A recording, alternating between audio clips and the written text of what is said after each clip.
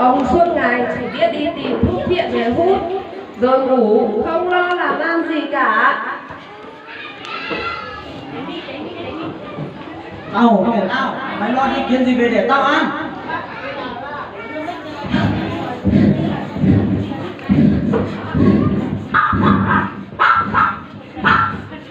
Chị Anh ơi, có ai nào không ạ?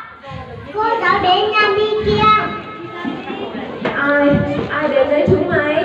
Dạ, chúng em là cô giáo dạy ở trường mầm non Thiên Cảm ạ. Các cô ngồi đi. Các cô đến đây làm gì?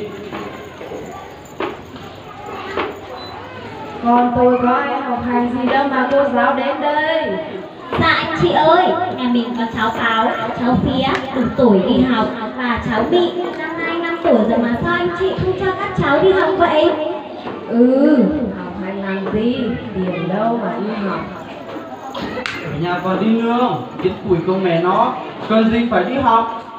Các cô thấy đấy, bố chúng nó chỉ biết suốt ngày đi tìm thuốc viện để hút, tiền bao nhiêu mà đi hút hết, làm gì mà có tiền cho chúng nó đi học hả cô ơi? Bạn thôi đi. Anh chị ơi, tuổi của các cháu là được học, được chơi, được đến trường của các bạn thì đi học và được hưởng chế độ của nhà nước nữa đấy, thương các con. Thương cũng chịu. Mẹ cho các con đi học đi, con muốn đi học lắm mẹ ạ. Chị ơi, chị cố gắng cho các cháu đến trường để học cái chứ, học hát, học múa và học nhiều cái khác để các cháu thôi chị à. Cô giáo nói nghe hay lắm, nhưng cho bọn nó đi học thì ai sẽ đi làm nương của mẹ của nó? Anh Tủa này, anh nên đi cai nghiện đi, nhà nước đang vận động người dân đi cai nghiện để còn chăm lo cho các con ăn học chứ. Ôi, tôi không cai được đâu. Mai tôi sẽ cho chúng nó đi học cô giáo ạ. Sáng mai đưa các cháu đến trường thì chị mới chuẩn bị cơm cho các cháu để các cháu ăn ngủ trưa tại lớp. Ở lớp là có các cô chăm sóc rồi. Chúng em không hết.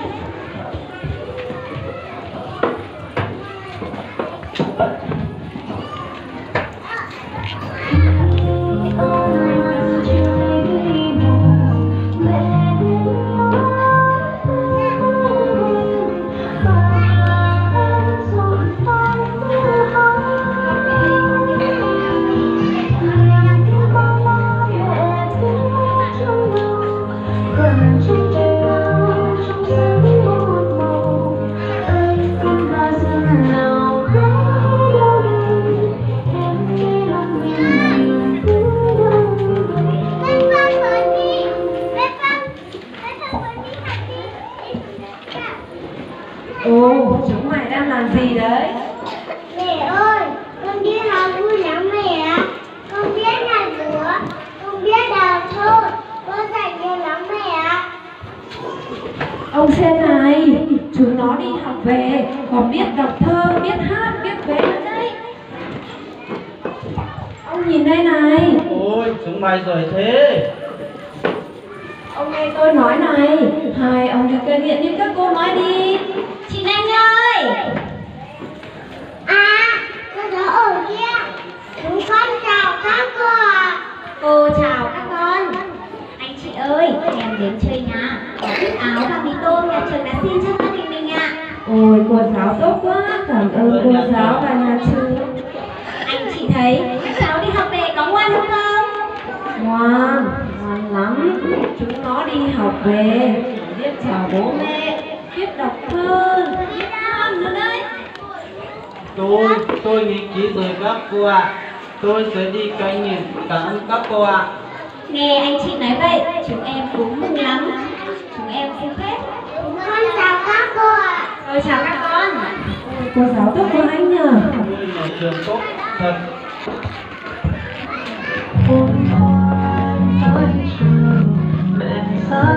Anh đừng ở đây cô Bảo ơi.